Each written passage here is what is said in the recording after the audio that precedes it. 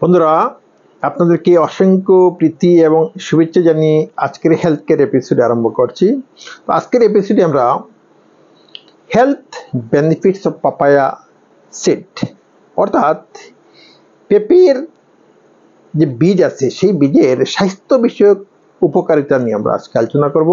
তো বন্ধুরা, আপনারা সম্পূর্ণ ভিডিওটা দেখবেন, স্কিপ করবেন না। আপনাদের মধ্যে যারা এখনো আমার চ্যানেলকে সাবস্ক্রাইব করেন নাই, কাইন্ডলি সাবস্ক্রাইব করে নেবেন, বেল আইকনে ক্লিক করে অল বাটন অন করে রাখবেন। তো লেট মি স্টার্ট নাও।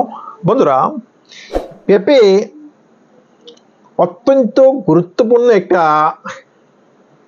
ফল, যে ফল মানুষের শরীরের বিভিন্ন উপকারী কর্তব্য পালন করে থাকে। তো পেঁপে যখন কাঁচা থাকে তখন সেটাকে সবজি হিসেবে খাওয়া হয়। যখন পেঁপেটা পেকে যায় তো তখন কি হয়, ফল হয়ে যায়। তো আজকের যে তার বীজ সম্পর্কে আলোচনা করব, সেই পাকা পেঁপের যে বীজ আছে সেই বীজ সম্পর্কে আমরা আলোচনা করব। অর্থাৎ পেঁপের বীজের যে স্বাস্থ্য বিষয়ক উপকারিতা, আমরা সেই বিষয়টা নিয়ে আলোচনা করব। পেঁপের পাতা অত্যন্ত উপকারী, তার ঔষধি গুণ আছে। পেঁপের একটু স্বাদ আছে, তার উপর অত্যন্ত ঔষধি তার মধ্যে গুণ আছে। তারপরে পেঁপের বীজ আমরা জানি না, কিন্তু অত্যন্ত পেঁপের ফল থেকে, পেঁপের পাতা থেকে বেশি গুরুত্বপূর্ণ হচ্ছে পেঁপের বীজ। That means seed of papaya, তো সেটা বেশি গুরুত্বপূর্ণ। তো এই পেঁপের যে সিড বীজ, তার মধ্যে কি কি নিউট্রিয়েন্টস আছে আমরা প্রথমে দেখে নেব। তো পেঁপের বীজের মধ্যে প্রচুর পরিমাণে ভিটামিনস আছে, তার উপর মিনারেলস, যথেষ্ট পরিমাণে মিনারেলস আছে। মিনারেলসের মধ্যে যেমন zinc, phosphorus, calcium, magnesium, iron, তারপরে তার মধ্যে ফ্যাট আছে, প্রোটিন আছে। এছাড়াও তার মধ্যে তো এনজাইম একটা আছে, পেপেন এনজাইম। তার উপর অ্যান্টিঅক্সিডেন্ট কম্পাউন্ড, পলিফেনলস, ফ্লেভোনয়েডস, তো অ্যালকালয়েডস, তারপর কি আছে, স্যাচুরেটেড ফ্যাটি অ্যাসিড আছে, অলিক অ্যাসিড আছে। তো তার মধ্যে বিভিন্ন ধরনের তো পুষ্টিগুণ আছে, যার কারণে পেঁপে বীজ কি করে মানুষের শরীরের বিভিন্ন রোগ নিরাময় করে থাকে। তো আমরা একটা একটা করে দেখব পেঁপের বীজ কিভাবে মানুষের কি কি রোগ নির্মূল করতে পারে। তো প্রথমে কি, পেঁপের বীজ কি করে, তো ইট হেল্পস ইন ডাইজেশন, মানুষের খাদ্যবস্তু হজম হতে বিশেষভাবে সাহায্য করে। তো এই পেঁপের বীজের মধ্যে কি আছে, পেপেন একটা এনজাইম আছে। তো এই এনজাইমের কারণে কি হয়, যারা পেঁপের বীজ সেবন করে তো তাদের কি হয়, খাদ্যবস্তু সহজে হজম হয়। তো বন্ধুরা, অনেক মানুষ আছে যে খাদ্যবস্তু হজম না হওয়ার কারণে বিভিন্ন ধরনের সমস্যা হয়, অ্যাসিডিটি সমস্যা, কনস্টিপেশনের সমস্যা। তো পেঁপের বীজ যদি কোনো ব্যক্তি সেবন করে, খেয়ে থাকে, তো তার খাদ্যবস্তু সহজেই হজম হবে, তো তার কনস্টিপেশনের সমস্যাটা হবে না। নেক্সট হচ্ছে কি, যে পেঁপের বীজ সেবন করলে কি হয়, মানুষের ইমিউন ক্যাপাসিটিটা বৃদ্ধি পায়, অর্থাৎ শরীরের রোগ প্রতিরোধ ক্ষমতাটা বৃদ্ধি পায়। তো পেঁপের মধ্যে যথেষ্ট ভিটামিন আছে, প্রোটিন আছে, মিনারেলস আছে, তো ফ্যাটি অ্যাসিড আছে, ফাইবার আছে, তারপরে অ্যান্টিঅক্সিডেন্ট কম্পাউন্ড, ফ্লেভোনয়েডস, পলিফেনলস। তো এই ধরনের বিভিন্ন কম্পাউন্ডের কারণে কি হয়, পেঁপের বীজ যারা সেবন করে তাদের শরীরের মধ্যে কি হয়, এক্সট্রা এনার্জি অ্যাড হয়। তো যে এনার্জি বিভিন্ন ক্ষেত্রে তারা কি করতে পারে, ব্যবহার করতে পারে। আবার রোগ প্রতিরোধের ক্ষেত্রেও সেই এক্সট্রা এনার্জি কি করে, শরীরকে রক্ষা করে। সহজে কোনো রোগ সেই সমস্ত ব্যক্তিকে অ্যাটাক করতে পারে না যারা পেঁপের বীজ সেবন করে। তারপরে কি, যে পেঁপের বীজ যারা সেবন করে তাদের লিভারটা কি থাকে, সুস্থ থাকে, হেলদি থাকে।